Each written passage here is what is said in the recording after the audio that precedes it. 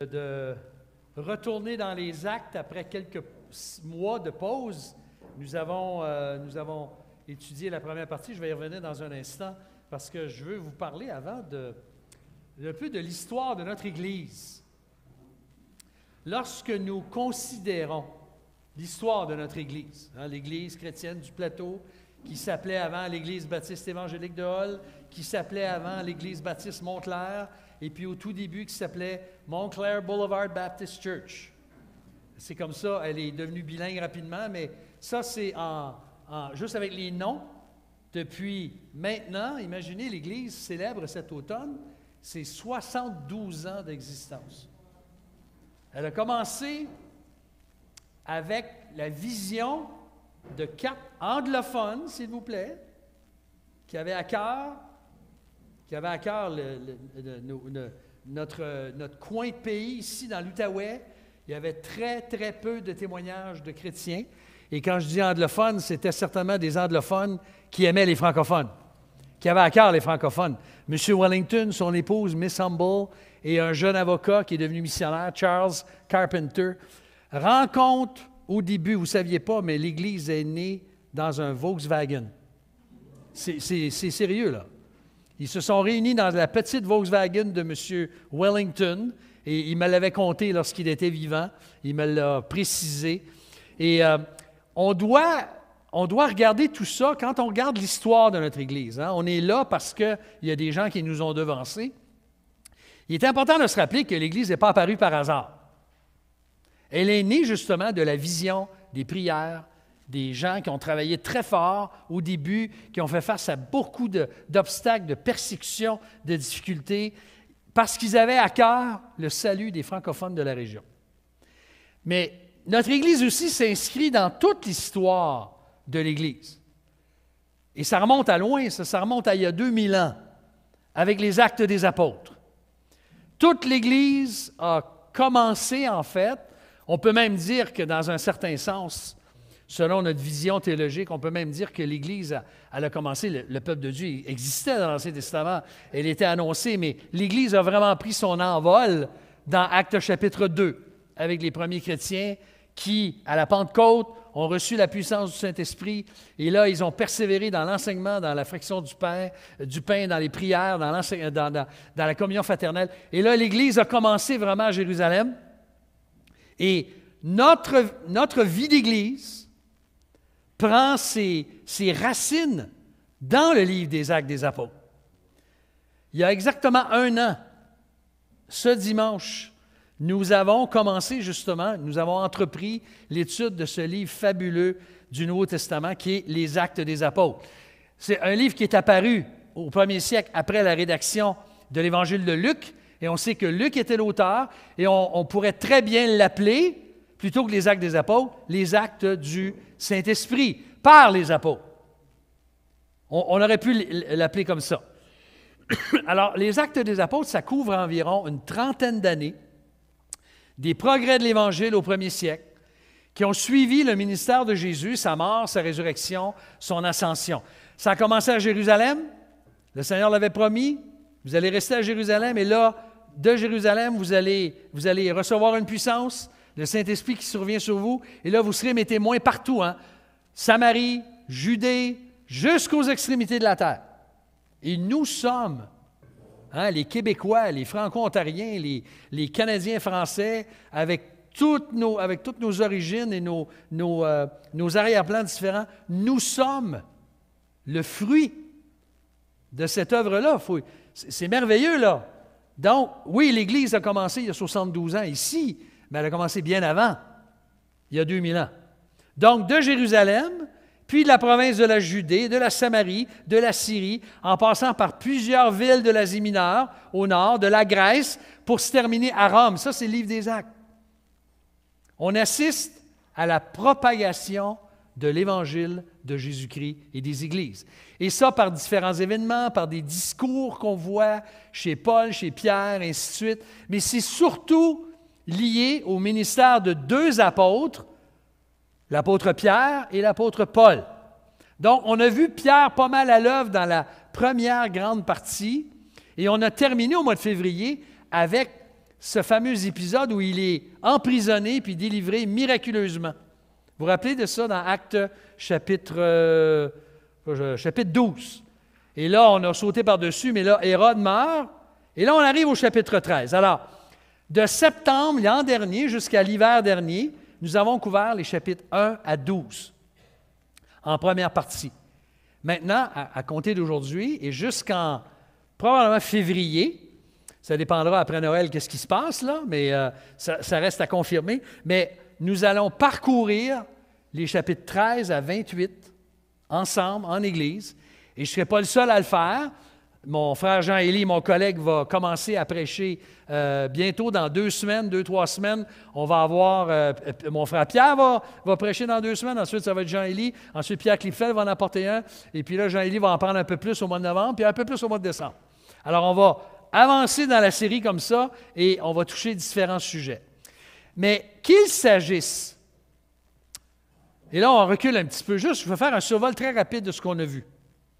Qu'il s'agisse de la promesse du Saint-Esprit par le Seigneur Jésus, de son ascension au ciel, de la naissance de l'Église, des fruits de l'Évangile au chapitre 2 lors de la Pentecôte, de l'Évangile qui était à la source d'une guérison au chapitre 3, qu'il soit annoncé avec beaucoup d'opposition au chapitre 4, que des personnes qualifiées se mettent au service au chapitre 6, qu'on voit la place de l'Évangile dans le grand plan rédempteur de Dieu avec le discours fabuleux d'Étienne dans Actes chapitre 7. Pierre avait enseigné là-dessus. Qu'on regarde la puissance de l'Évangile pour changer radicalement des vies, comme un certain Saul de Tarse, l'apôtre Paul, au chapitre 9. Quand on regarde le progrès de l'Évangile parmi les païens, au chapitre 10 et au chapitre 11, avec la conversion de Corneille et puis la réaction de l'Église, l'Évangile demeure encore aujourd'hui, toujours. Et c'est le titre de la série, c'est notre grand thème. L'Évangile demeure toujours la puissance de Dieu pour sauver, délivrer, transformer quiconque croit en Jésus-Christ. L'Évangile, c'est une puissance de Dieu. Paul l'avait dit dans Romains. Car l'Évangile, c'est la puissance de Dieu pour le salut de quiconque croit, du Juif premièrement, puis du Grec. C'est-à-dire, les Juifs d'abord l'ont entendu, ensuite, toutes les nations l'ont entendu. Et ce n'est pas fini. Et Jésus nous a promis que tant que l'Évangile ne serait pas entendu dans toutes les nations, eh bien, ce ne sera pas la fin. Donc, la fin n'est pas encore arrivée. Et il faut que l'Évangile soit proclamé dans toutes les nations, dans toutes les tribus, dans toutes les langues. C'est pour ça qu'il y a des efforts incroyables pour que la parole de Dieu soit traduite dans les langues. Même s'il y a 200 personnes qui parlent seulement dans le monde, on travaille, il y a des gens qui ont à cœur que d'abord l'Évangile de Jean ou d'autres parties du Nouveau Testament soient traduits dans ces langues ou ces dialectes-là. Alors, on arrive à la deuxième partie du livre, pour laquelle les buts qu'on avait pour la première série sont les mêmes. Et je vais les parcourir avec vous rapidement. Vous avez un petit plan ici. Alors, on veut poursuivre et toujours la remise à l'avant-plan là, de la mission de l'Église. Pourquoi l'Église existe-t-elle? Elle n'existe pas juste pour qu'on ait du bon temps ensemble puis qu'on ait du fun, puis que ce soit agréable de voir des frères et des sœurs. Non, elle est là pour évangéliser, elle est là pour faire connaître le message de l'Évangile. Elle est là pour former les disciples et avoir une saine vie d'Église. Donc, les actes nous aident dans ce sens-là. On veut rallier l'Église à la mise en œuvre de sa mission. Ça fait partie de notre plan stratégique et le livre des Actes est un outil formidable pour nous aider à faire ça. C'est nous équiper aussi, parce qu'on doit reconnaître qu'on n'est pas toujours bien équipé pour formuler et annoncer l'Évangile. Et c'est là où les discours, par exemple, s'inspirer des discours de Paul et de Pierre, mais en particulier dans la deuxième partie, les discours de Paul pour annoncer l'Évangile vont être très, très précieux pour nous équiper. Et on veut se redonner confiance ou continuer, poursuivre le besoin qu'on a de se confier dans le Seigneur, mais d'avoir une certaine confiance pour pouvoir croire que l'Évangile est puissant et peut transformer des vies. Est-ce que vous le croyez ce matin que l'Évangile peut changer des vies? J'espère que vous en êtes la preuve. La plupart d'entre vous, vous en êtes la preuve, à ce que je sache. Donc, nous arrivons ce matin dans Acte 13, et on va commencer par les 12 premiers versets, alors que l'apôtre Paul, il ne s'appelle pas Paul encore, il va s'appeler Paul juste un petit peu plus loin, un petit peu plus loin dans le texte. Mais il entreprend son premier voyage missionnaire, qui va durer à peu près 2 ans, avec Barnabas. Et on va voir un bel exemple dans ce texte des différentes réactions que produit l'Évangile de Jésus-Christ. Alors, Dieu d'abord appelle des individus au service de l'Évangile. Donc, Acte 13, versets 1 à 3, on lit ce texte ensemble. Voici ce que l'auteur dit. Luc écrit ceci. Il y avait dans l'Église qui était à Antioche, donc Hérode vient de mourir, Pierre a été délivré. Là, il fait référence, dans Acte 11, on l'a lu tantôt, on n'avait pas enseigné ce texte-là, mais là, il y a eu quelque chose qui s'est passé. À Antioche, l'Église a commencé à se fortifier. Et il y avait dans l'Église des prophètes et des docteurs. Et là, il les nomme Barnabas, Siméon, appelé Niger, Lucius de Cyrène, Manaën, qui avait été élevé avec Hérode le tétrarque, et Saul, ou l'apôtre Paul.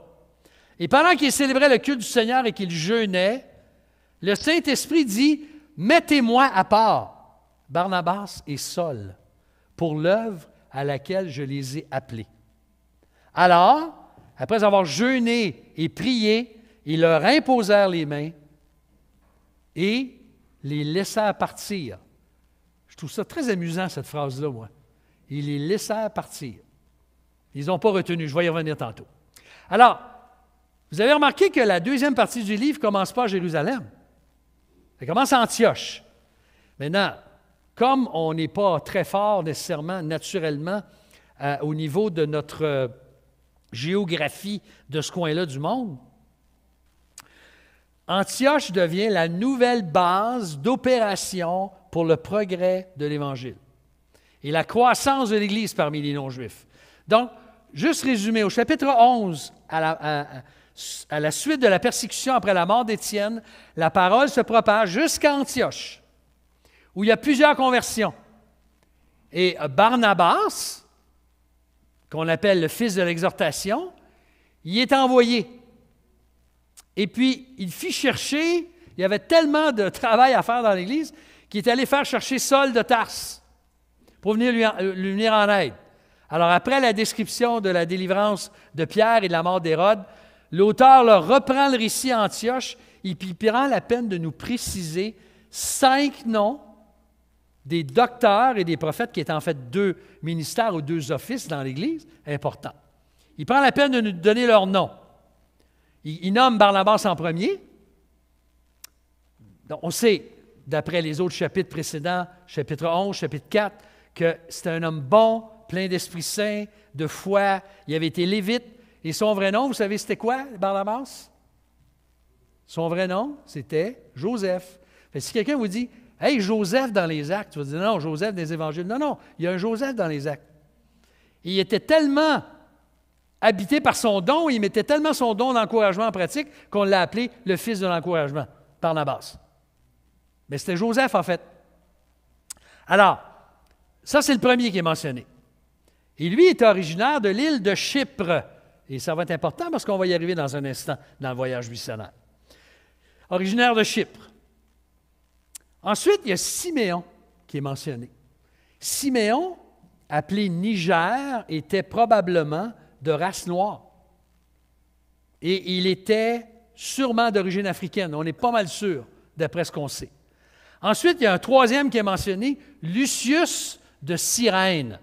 Cyrène, ça vous rappelle quelque chose? Simon de Cyrène, celui qui a porté la croix de Jésus à un moment donné.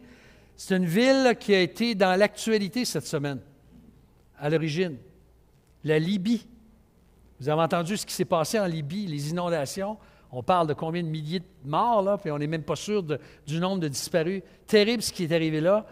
Alors, il venait sûrement la Libye, c'est au nord de l'Afrique. Ensuite, il y a Manaën qui avait été élevé avec Hérode. Hérode Antipas, précisément. Hein, c'est un tétrarque, c'est-à-dire un prince, un gouverneur. Et c'est lui qui avait fait mourir Jean-Baptiste. Donc, il avait été élevé avec lui. Et Saul est mentionné en dernier, lui qui était originaire aussi de Tarse. Mais déjà, c'est vraiment frappant de voir cette belle diversité d'arrière-plan dans les conducteurs, dans les prophètes et les docteurs de l'Église d'Antioche.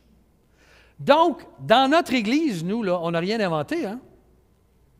Là, notre nouveau pasteur, il est d'origine martiniquaise. On a un ancien qui est d'Haïti. On a un autre qui est franco-suisse. On a puis 3 Québécois d'origine. C'est une belle diversité, ça.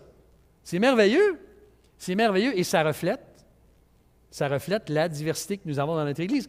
Mais on n'a rien inventé, c'était comme ça déjà d'Antioche. Alors, pendant qu'ils célébraient le culte du Seigneur, le texte nous dit, et qu'ils jeûnaient, l'Esprit de Dieu leur parle, puis il leur demande de mettre à part Barnabas et Saul pour le ministère auquel Dieu les appelle. Et ça devait être déjà évident là, qu'il étaient des hommes que le Seigneur utilisait beaucoup dans l'Église depuis un certain temps. Et vous remarquez, ce n'est pas eux-mêmes qui se recommandent. Ils n'ont pas dit, les frères et sœurs de l'Église d'Antioche, là, on pense qu'on est doués pour aller faire un voyage missionnaire. Non, c'est l'Esprit de Dieu qui leur a dit. Mettez-moi à part. Mettez-les à part. D'ailleurs, le jeûne ici, ce n'est pas une pratique obligatoire dans le Nouveau Testament, juste précisé. Il accompagne souvent la prière à travers l'Écriture. Et le jeûne, contrairement à ce qu'on entend des fois, il y en a qui parlent du jeûne comme si c'était un moyen où tu forces Dieu.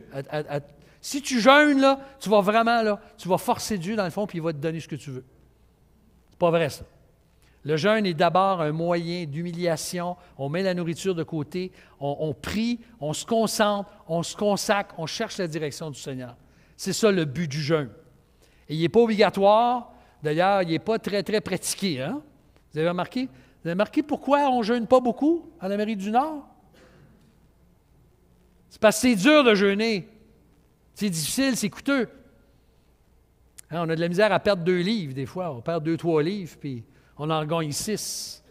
Hein, la femme accordéon, ça me rappelle une chanson ça, de l'époque. Là. Femme qui gagnait 10 kilos, puis qui en perdait 3, puis qui en regagnait 6, puis elle était comme une femme accordéon. Mais on est comme ça, puis au niveau de la nourriture, c'est vraiment intéressant d'avoir notre relation avec la nourriture dans notre société. Mais ici, là, ils ont mis de côté la nourriture, ils priaient. Pendant qu'ils faisaient ça, le Seigneur, l'Esprit de Dieu, les appelle. Et là, d'ailleurs, au chapitre 14, lorsqu'ils vont revenir de leur premier voyage, à la fin, 2 ans plus tard, à la fin du premier voyage missionnaire, au chapitre 14, le jeûne et la prière vont être encore utilisés pour faire nommer des anciens dans chaque église qu'ils ont fondée. Alors, il ne faut pas oublier ici, il y a une vérité importante dans ce texte, c'est que c'est Dieu qui appelle et qui établit ses serviteurs. Quand Dieu dit à l'Église « Mettez-moi à part », Barnabas et Saul pour le ministère auquel je les ai appelés, c'est Dieu qui appelle. Et la mise à part, en fait, c'est une reconnaissance publique, ouverte, de l'appel de Dieu dans la vie de quelqu'un. J'ai eu le privilège moi-même de goûter à cette cérémonie-là. Et ça fait déjà, c'était en 1900, quel âge j'avais, non? Ça de me rappeler, là. J'avais 29 ans. Donc, c'était en 1986, 3 ans après que j'ai commencé comme pasteur de l'Église. Il y a eu une cérémonie où l'Église a, en fait, officialisé, elle a reconnu l'appel de Dieu dans ma vie pour la conduire. Et il y avait d'autres pasteurs qui étaient là. Il a fallu que il y avait une cérémonie avec ça. Mais ce qui est important de savoir, là, c'est que c'est Dieu qui met à part. Ce n'est pas nous qui mettons à part. C'est Dieu qui met à part. Et l'imposition des mains, ça n'a rien de magique, ça n'a rien de mystique. Elle symbolise, en fait, l'identification de ceux qui sont là, de toute l'Église, par ses conducteurs, au fait qu'on reconnaît l'appel de Dieu dans la vie de quelqu'un. L'appel de Dieu au ministère à temps plein. On est tous dans le ministère, dans le fond. On est tous appelés à servir Dieu et à être dans un ministère quelconque. Mais Dieu appelle certains individus pour la mission, pour l'œuvre pastorale, pour l'œuvre d'enseignement, etc. Alors, c'est intéressant de voir que les frères et sœurs ont reconnu la bénédiction de Dieu dans la vie de ces 2 serviteurs-là. Et cet effort missionnaire-là n'est pas le résultat comme dans les chapitres auparavant, de la persécution. Vous vous rappelez, c'est la persécution qui a poussé les chrétiens à fuir Jérusalem et puis à s'en aller et à commencer à évangéliser ailleurs. Mais là, ici, ce n'est pas le cas. Ce n'est pas le cas. C'est un choix délibéré de l'Église qui obéit au Saint-Esprit. Donc, on peut affirmer, sans se tromper, je crois, que c'est en fait le début officiel de l'œuvre missionnaire dans le Nouveau Testament. Premier voyage missionnaire de Paul, l'appel, et ça va durer environ là, entre 18 et 20 mois, on pense, selon les autres textes. Et cette phrase-là, je vous ai dit que je l'ai trouvée intéressante. Il dit qu'il les laissa partir. C'est intéressant, hein? Ils n'ont pas voulu le retenir à tout prix. Je ne sais pas s'il y a un lien avec la retraite, là, mais ce n'est pas la même chose. C'est pas la même chose. Mais ils n'ont pas voulu le retenir. Ils ne voulaient pas le garder pour eux. Hein? Hey, on veut les garder, là, ces deux gars, deux serviteurs précieux, on veut les garder absolument. Non, ils les ont laissés partir parce que Dieu voulait les utiliser ailleurs aussi. Alors, c'est merveilleux de savoir aujourd'hui que Dieu appelle encore des hommes, des femmes à son service, ici, ailleurs dans le monde, et il faut prier, hein, le maître de la moisson d'envoyer des ouvriers comme il nous le demande pour le progrès de l'Évangile. Il y en a qui disent oui, il y en a qui disent non, Seigneur, je ne suis pas prêt, puis ils attendent, puis ils attendent, puis ils attendent, puis à un moment donné, paf, ils jettent les armes, et puis là, ils disent oui au Seigneur à son appel. Ça a l'air bien beau, tout ça, là, mais vous savez que quand on part en voyage, il y a des surprises, n'est-ce pas? Je disais cette semaine que quelqu'un disait, quand tu pars en voyage, mets tous tes vêtements sur ton lit, puis ton argent. Prends la moitié de tes vêtements et le double de l'argent. Parce qu'il y a toujours des choses qui arrivent. C'est très rare que des gens vont me dire, j'étais en voyage, puis j'ai assez économisé, j'ai dépensé seulement la moitié de ce que j'avais prévu. J'ai jamais entendu ça. Habituellement, on avait oublié le cadeau pour un, puis telle affaire, puis telle excursion, puis telle chose qui s'est ajoutée. Il y a toujours des surprises. Mais là, ce n'est pas ce genre de surprise-là qui attend, là, Paul et Barnabas. Non, et c'est deuxièmement, la deuxième vérité qu'on voit dans le texte, c'est que si Dieu appelle des serviteurs pour l'Évangile, Dieu permet que son Évangile produise différentes réactions. Différentes réactions. Alors, à ce point-ci, on va regarder la carte rapidement. Alors, à gauche, vous avez Antioche. Ils vont partir, ils vont se rendre Séleucie, ils vont faire un voyage jusqu'à l'île de Chypre. On a déjà entendu parler de l'île de Chypre. C'est un lieu même très connu aujourd'hui. On est dans la mer Méditerranée. Ils vont traverser l'île et là, l'histoire d'aujourd'hui, ça se passe là. Mais le voyage va continuer. On va le voir dans 2 semaines parce que... la semaine prochaine, on va voir la deuxième partie parce que le discours que Paul va prononcer, c'est Pierre qui va le couvrir. On va juste inverser le texte. Parce que mon frère ne pouvait pas être là la semaine prochaine, il était pris, alors il va apporter ce texte-là. Mais on va regarder la suite du voyage, jusqu'au chapitre 14. Donc, ils vont se rendre jusqu'à Iconium, Lystre et Derbe. Ils vont revenir, ils vont retourner à Antioche, ils vont fortifier les églises en s'en allant, et puis ils vont raconter aux frères, et on verra ça au chapitre 14, comment le Seigneur les avait utilisés. Alors ça, c'est la carte rapide. Alors, regardons maintenant les versets 4 à 7. D'abord, de voir comment, premièrement, certaines personnes sont ouvertes à l'Évangile. Et ça, c'est merveilleux. Hein? Quand on annonce l'Évangile, il faut s'attendre à ce qu'il y ait des personnes qui soient ouvertes. Eux donc, envoyés par le Saint-Esprit, ils répètent, c'est le Saint-Esprit qui les envoyait, descendirent à Séleucie, et de là, ils s'embarquèrent pour Chypre. Arrivés à Salamine, qui est à l'est, ils annoncèrent la parole de Dieu dans les synagogues des Juifs. Ils avaient Jean comme auxiliaire, et on va voir que c'est probablement Jean-Marc. Ensuite, après avoir traversé toute l'île jusqu'à Paphos, ils trouvèrent un certain magicien, faux prophète juif, du nom de Bar-Jésus, qui était avec le proconsul Sergius Paulus, homme intelligent. Celui-ci fait appeler Barnabas et Saul avec le vif désir d'entendre la parole de Dieu. Quelle belle phrase! Alors, l'auteur commence le récit de ce premier voyage en précisant que c'est le Saint-Esprit qui les envoie. Ils descendent d'abord à Séleucie, une ville portuaire à environ 26 km à l'ouest d'Antioche. Et de là, ils s'embarquent par bateau vers l'île de Chypre, qui était environ à 96 km. Alors, là, entre l'île là, vous avez l'île ici, vous avez l'île de Chypre. Si vous remarquez, Salamine est complètement à droite et Paphos est complètement à gauche. Donc, ils ont traversé l'île, on ne sait pas combien de temps exactement ça a duré, Luc ne nous donne pas le détail, mais du côté est se trouvait la ville importante de Salamine, puis comme ils font tout au long du voyage, la stratégie commence à peu près toujours de la même façon. Lorsque Paul arrivait dans une ville ou dans un village, surtout dans une ville, il commence par aller à la synagogue pour annoncer la parole de Dieu à des Juifs qui sont là. Donc, ce n'est pas parce que Paul était l'apôtre des païens qu'il n'avait pas à cœur les Juifs. Au contraire, il commence souvent avec les Juifs. Et il est ajouté que Jean était leur auxiliaire, leur aide. On pense que c'est Jean-Marc ou Marc qui va devenir l'auteur de l'Évangile de Marc. D'ailleurs, il va quitter, puis là, ça va faire une chicane entre Paul et Barnabas. Plus tard, mais on y reviendra. Marc, on sait qu'il est un des 4 évangélistes. Alors, selon le verset 6, il traverse l'île au complet jusqu'à Paphos, du côté ouest.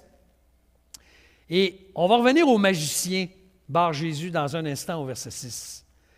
Mais, vous savez, lorsqu'on prend la peine d'annoncer l'Évangile, puis de faire connaître l'Évangile de Jésus-Christ, on ne connaît jamais le cœur ou la condition du cœur de ceux et celles qui écoutent. Des fois, on pense qu'on le connaît. Mais les gens ne nous disent pas tout. Hein? Je me souviens, lorsque j'ai entendu l'Évangile, au début, je réagissais, oh non, suivre Jésus-Christ, abandonner mes péchés, laisser tomber ci, laisser faire ça. Je voyais le prix à payer incroyable, mais je dois vous dire que l'Esprit de Dieu avait déjà commencé à travailler dans mon cœur, puis j'avais une sainte jalousie de Guy Lavoie qui m'annonçait l'Évangile, puis comment il connaissait la parole de Dieu. Puis à chaque fois qu'il répondait à une question d'un jeune, il y avait toujours un verset biblique. Il me disait, voyons, il connaît par cœur sa Bible, lui, où est-ce qu'il est allé chercher ça? Et puis, on ne connaît pas l'état du cœur. Au début, j'avais l'air peut-être très... vous demanderez à mon frère Pierre et moi, là, on n'était pas très, très chaud à l'idée au début. Mais le Seigneur a travaillé dans nos cœurs. Et on ne connaît pas l'état du cœur. Et au verset 7, il est mentionné qu'un proconsul, un haut fonctionnaire romain, responsable d'une région, en fait, c'est un gouverneur dans le gouvernement, sous domination romaine, un homme intelligent qui était ouvert à l'Évangile, et son nom, c'était Sergius Paulus. Il est dit qu'il avait un vif désir d'entendre le message de Barnabas et Saul. Vous savez, c'est très encourageant de savoir qu'il y a des gens, que quand on annonce l'Évangile, il y a des gens qui vont être ouverts. Ah, peut-être qu'ils n'ont pas l'air nombreux, mais il y en a. Ils veulent en savoir plus. Ils ont des cœurs réceptifs parce que Dieu a préparé leur cœur. Dieu est en train de faire une œuvre dans leur vie. Et il veut nous utiliser. Et comme dans la parabole du sommeur, ou des différentes terres ou des différents cœurs, il y a de la bonne terre. Il ne faut pas oublier, on a tendance, quand on parle de la parabole du sommeur, on met surtout l'accent sur les 3 premières. Mais il y a la 4e, là. La bonne terre est là. Elle entend, elle va porter du fruit. La semence tombe, elle produit du fruit. Et gloire à Dieu, c'est Dieu qui fait ce travail-là. Donc, il y avait un homme, comme d'autres plus tard, qui était ouvert à entendre l'Évangile. Mais malheureusement, deuxièmement, certaines personnes s'opposent ouvertement à l'Évangile. Comme on le voit au verset 8 à 11. Même ça a commencé au verset 6, mais on ne le sait pas. Alors, Saul, appelé aussi Paul, je vais relire le verset 6, d'accord? Il dit, ils trouvèrent un certain magicien, faux prophète juif du nom de Bar-Jésus, qui était avec le proconsul. Puis là, au verset 8, Saul, appelé aussi Paul, rempli, c'est là qu'il est mentionné, pour la première fois qu'il va être appelé Paul, et on va toujours le retrouver sous Paul après, rempli d'Esprit Saint, fixa les regards sur lui. Et là, on voit qu'il n'a pas écrit un livre, Comment se faire des amis, hein? Puis comment gagner la confiance des gens. Ici, non. Qu'est-ce que Paul va faire? Il va le reprendre, puis pas à peu près. Toi qui es plein de toute ruse et de toute fraude, fils du diable, ennemi de toute justice, ne cesseras-tu pas de détourner les voies droites du Seigneur? Maintenant, voici, la main du Seigneur est sur toi, aussitôt tu seras aveugle et pour un temps, tu ne verras pas le soleil. Aussitôt l'obscurité et les ténèbres tombèrent sur lui, et se tournant ça et là, il cherchait des gens pour l'aider, pour le guider. S'il y a des personnes ouvertes à l'Évangile, il y aura malheureusement des opposants très clairement au merveilleux message de l'Évangile, et on sait qu'ils sont nombreux. En tout cas, souvent, ils sont verbeux. Ils parlent beaucoup. Et Barnabas et Saul rencontrent justement un faux prophète juif, un magicien du nom de Bar-Jésus, et ça veut dire littéralement « fils de Jésus ». Ah oui? Ah ben, en tout cas, on va y revenir. Un conseiller de Sergius Paulus qui était ouvert à l'Évangile. Il faut juste préciser, ce n'était pas un magicien du style Luc Langevin. Là. Vous connaissez Luc Langevin à la télé? Là? Un illusionniste là, qui fait des affaires incroyables. Et puis on sait que c'est des illusions, on sait que c'est des trucs. Mais ce n'est pas ce genre de magicien-là dont on parle ici. Non, c'était un faux prophète juif. Donc, c'est quelqu'un qui avait abandonné la foi juive. Il était devenu probablement un apostat et il s'opposait à la vérité et à la loi. Il n'était pas mieux qu'un autre qu'on a rencontré plus tôt dans les Actes, Simon le magicien, au chapitre 8. Et son nom est trompeur, Bar-Jésus, fils de Jésus. Il était loin d'être un fils de Jésus parce qu'il s'opposait aux vrais enfants de Dieu, aux vrais fils et filles de Dieu, des serviteurs du Seigneur Jésus. Et c'est intéressant parce que bien que Sergius Paulus, dans le texte, il nous est dit qu'il était un homme intelligent, il avait été séduit par cette espèce que j'appellerais d'astrologue, de faux prophète, de devin, qui devait utiliser les arts divinatoires pour conseiller et même tromper Sergius Paulus. Et au verset 8, il est précisé que son nom en grec, c'était Élymas, et il résistait à l'Évangile. Il désirait même détourner le procureur de la foi à laquelle il était ouvert. Alors vous imaginez, là, il y a un homme qui est ouvert, puis là, ce gars-là, il est là, puis il fait tout pour le détourner, pour l'empêcher de croire, puis l'éloigner, puis de tordre ce qu'il entend. Alors Saul, qui est appelé pour la première fois Paul, comme je l'ai dit, il prend position de façon très claire et ferme, et je le relis. Ça vaut la peine. Alors Saul, appelé Paul, rempli d'Esprit Saint, fixait les regards sur lui. Toi qui es plein de toute ruse et de toute faute, fils du diable, ennemi de toute justice, ne cesseras-tu pas de détourner les voies droites du Seigneur? Voici, maintenant voici la main du Seigneur est sur toi. Tu seras aveugle et pour un temps tu ne verras pas le soleil. Et aussitôt l'obscurité et les ténèbres tombèrent sur lui, et se tournant là et là, ça et là, il cherchait des gens pour le guider. S'il y a une chose qui est très claire dans ce texte-là, c'est qu'on ne, vous connaissez le mot en français, on ne badine pas avec les faux docteurs. Pour ceux dans le français, la 2e, 3e, 4e ou 5e langue, parce que c'est le cas dans l'Église, hein? Il y a des gens pour qui le français, c'est la 4e langue. Alors, imaginez, on a des fois de la misère à en parler une 2e, nous autres. Mais badiner, ça veut dire on ne joue pas avec ça, on ne tolère pas ça, il faut agir. Il faut agir. Pour protéger les brebis, qu'est-ce qu'il faut faire? Il faut sortir le bâton. Et les bergers dans le Nouveau Testament sont appelés, ça c'est un rôle. Ce n'est pas un rôle qu'on aime jouer les pasteurs, mais quand il y a un faux docteur dans l'Église, on ne le laisse pas faire des ravages. On s'en occupe. Et s'il faut, comme j'ai déjà entendu un pasteur, on lui donne le coup de pied d'association. Ce n'est pas la main d'association, c'est le coup de pied. On ne le tolère pas. On ne tolère pas des fausses doctrines parce qu'on sait ce que ça produit dans la vie des gens. Alors, ce supposé fils de Jésus, comment est-ce que Paul l'appelle? Fils du diable. Oh là là, c'est fort, hein? Plutôt que de préparer les voies du Seigneur comme l'avait fait Jean-Baptiste, lui, il les détournait. Il détournait les voies du Seigneur. Et c'est un langage d'une telle fermeté, ça rappelle 2 textes dans le Nouveau Testament.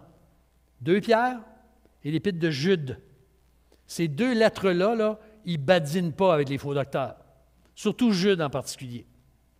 Et c'est intéressant de remarquer que Paul avait vécu la même expérience d'aveuglement à sa conversion.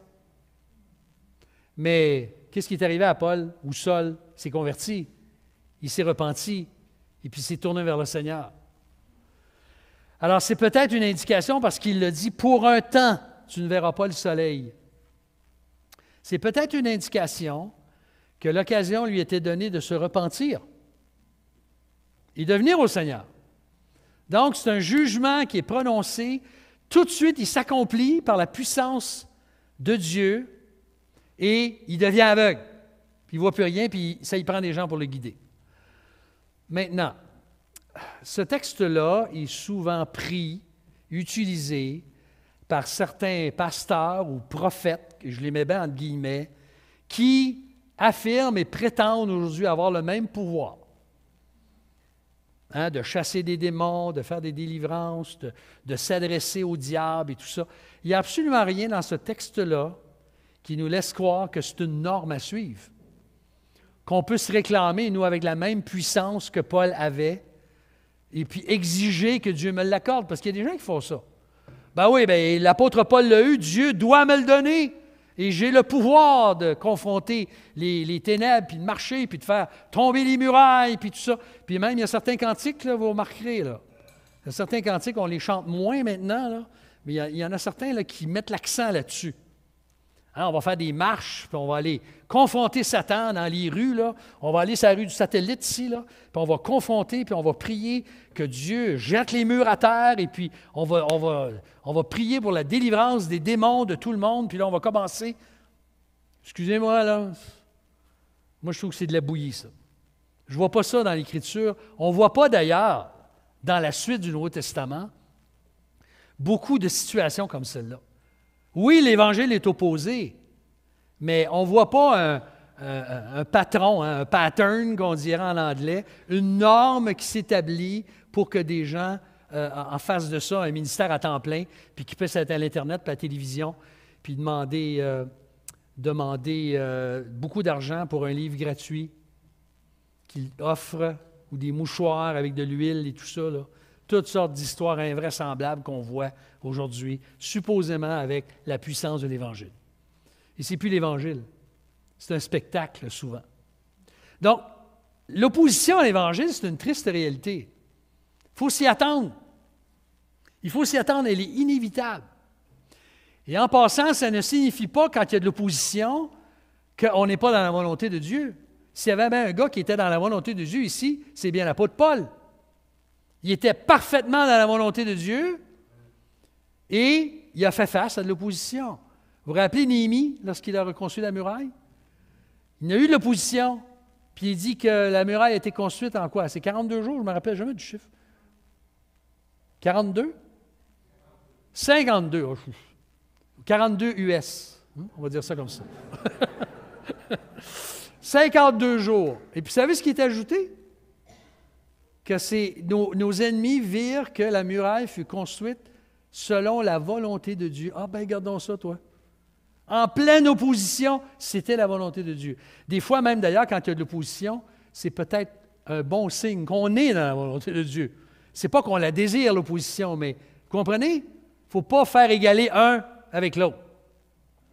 Donc, Paul et Barnabas sont conduits par le Saint-Esprit. C'est ce qu'il dit au début du texte. Ils sont conduits par le Saint-Esprit, ils rencontrent Sergius Paulus, ils rencontrent cet homme-là qui s'oppose à eux. Et la troisième et dernière chose qu'on voit dans le texte, verset 12, on va terminer avec ça, c'est qu'il y a des personnes, certaines personnes, croient et se convertissent à l'Évangile. Il y en a qui sont ouverts, il y en a qui s'opposent, mais il y en a qui se convertissent et qui croient. Le récit ne se termine pas là. Sergius Paulus se convertit. Paul le conduit au Seigneur. Quand le proconsul vit ce qui était arrivé, verset 12, il crut, vivement frappé de la doctrine du Seigneur. On peut imaginer quand il a vu ça, lui, là. Et je ne pense pas qu'il ait été frappé, non pas parce qu'Élymas est devenu aveugle, ou Bar-Jésus est devenu aveugle, mais c'est la doctrine, c'est l'enseignement que Paul a apporté, qui a touché son cœur. Il a abandonné sa vie au Seigneur Jésus, puis il est devenu son disciple. Et le Nouveau Testament, après ça, on n'a aucune nouvelle de ce qui est arrivé. Mais ce qui est merveilleux de se rappeler, c'est que oui, il y a des gens qui vont croire. Ils ne sont pas juste ouverts, ils vont se convertir. Et c'est ce qui nous encourage à persévérer, frères et sœurs. Qu'est-ce que vous pensez qui encourage les missionnaires à persévérer dans des champs hostiles dans le monde? Parmi les musulmans, puis parmi des peuples non latins, c'est parce qu'ils croient que Dieu a un peuple dans ces gens-là. Dieu a un peuple nombreux, il veut sauver, il y a des gens qui vont être ouverts. Oui, il va y avoir de l'opposition, mais il y a des gens qui vont se convertir et dont la vie et l'éternité vont être transformées grâce au message de l'Évangile. Alors, lorsque l'Évangile est annoncé avec courage, sans compromis, il y a des cœurs qui seront ouverts. Il y a des personnes qui vont s'opposer farouchement, mais d'autres vont se convertir et vont se joindre à la famille de Dieu. Paul écrira lui-même, plus tard, dans Romains 1,16, « Je n'ai point honte de l'Évangile, c'est une puissance de Dieu pour le salut de quiconque croit. » Du juif premièrement, puis du grec. Il est possible que tu m'écoutes ce matin, que tu m'écoutes à l'écran et que tu ressembles à un Sergius Paulus. Il est possible. Il est possible que ton cœur est ouvert, que tu n'as pas encore fait le pas. Bien, je t'invite, comme le Seigneur l'a fait par Paul envers lui, à abandonner tes péchés, à placer ta confiance en Jésus-Christ pour ton salut et être touché par la doctrine de la parole de Dieu et être goûté au pardon de Dieu, goûter à une nouvelle vie, au pardon, une réconciliation avec Dieu grâce au sacrifice de Jésus-Christ à la croix du Calvaire pour toi. Recevoir le don de la vie éternelle, comme Sergius Paulus. N'est-ce pas merveilleux? C'est le plus beau cadeau qu'on peut recevoir. Mais frères et sœurs, je veux vous encourager, parce que dans votre entourage, il y a peut-être un Sergius Paulus. Il y a peut-être un Sergius Paulus autour de vous. Puis vous ne le savez pas encore. Peut-être que vous n'en êtes pas conscient, peut-être que vous le savez, mais il y a peut-être quelqu'un autour de vous, que ce soit au travail, dans votre famille, dans un voisin, quelqu'un que vous allez rencontrer. On ne sait pas, on ne connaît pas le cœur des gens. Alors que Dieu nous donne le courage de partager notre foi et de le voir dans la vie, à l'œuvre dans la vie de ceux et celles qui nous entourent et dont le cœur pourrait justement s'ouvrir à lui et être transformé. Ça, frères et sœurs, c'est les actes. Et on fait juste commencer, là, ou recommencer. On va voir la semaine prochaine la deuxième partie du voyage missionnaire. Et là, ça va chauffer, là, parce que Paul, là, il va même se faire lapider. Alors, ne cherchez pas à être lapidé ce matin ou cette semaine pour l'Évangile, mais vous allez voir que, oui, il va y avoir d'opposition, mais il y a des gens qui se tournent vers lui, et ça vaut la peine de persévérer. On va prier ensemble, si vous voulez bien. Courbons-nous. Seigneur, merci. Merci pour ta parole. Merci pour la grâce que tu nous donnes de pouvoir la saisir par ton esprit ce matin, de voir cet exemple d'un homme qui était en autorité, qui a répondu positivement à l'appel, à ton appel, par le ministère de Paul et de Barnabas. Seigneur, merci d'avoir appelé des hommes pour nous annoncer l'Évangile. Et Seigneur, tu n'appelles pas simplement que des pasteurs ou des missionnaires. Tu nous appelles chacun à être un témoin là où tu nous places. Alors Seigneur, utilise-nous. Il y a des Sergius Paulus autour de nous, Seigneur. On te prie pour eux. On te prie pour les gens dont on ne connaît pas l'état du cœur exactement, mais toi, tu le connais. Conduis-nous vers ces personnes. Donne-nous la joie de redécouvrir justement cette joie de partager l'Évangile de Jésus-Christ et de voir des hommes et des femmes touchés. Seigneur, donne-nous le courage dans nos positions, de ne pas laisser l'opposition nous arrêter, nous paralyser. C'est ce que le diable voudrait. Seigneur, on veut, avec toi, avoir le courage, persévérer. Alors, Seigneur, donne-nous ta grâce. Tu connais nos fardeaux ce matin, chacun? Il y en a qui attendent une opération, il y en a qui sont malades, il y en a qui cherchent du travail, oh Dieu, il y en a qui vivent des situations difficiles dans leur travail, dans leur famille, dans leur couple. Je veux te prier que tu manifestes ta grâce pour chacun, toi qui connais chacun de notre cœur. Nous nous abandonnons entre tes mains ce matin, nous te faisons confiance. Et avons hâte de voir comment tu vas travailler en nous et autour de nous pour la plus grande gloire de Jésus-Christ. Nous t'avons prié, Seigneur Jésus. Amen. Amen. On va chanter un